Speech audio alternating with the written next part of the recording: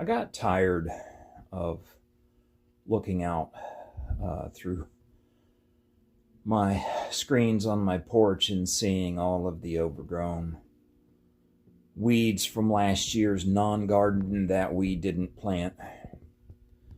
And decided that, if I'm going to mow, maybe I'll grind that stuff up, and mow around the raised beds and the rest of that, just in case there's something I could do with it.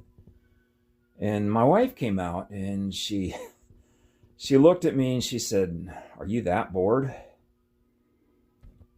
And it made me think of the Bible verse that talks about a bruised reed he will not break, a smoldering wick he will not snuff out. And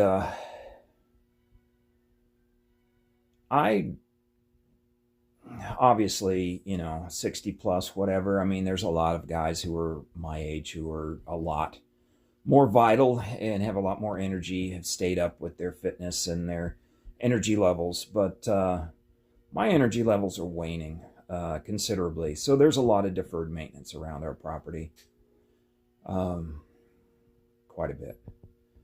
And no excuses, just by way of observation. That's what the case is. And it made me think, it takes next to nothing to discourage somebody.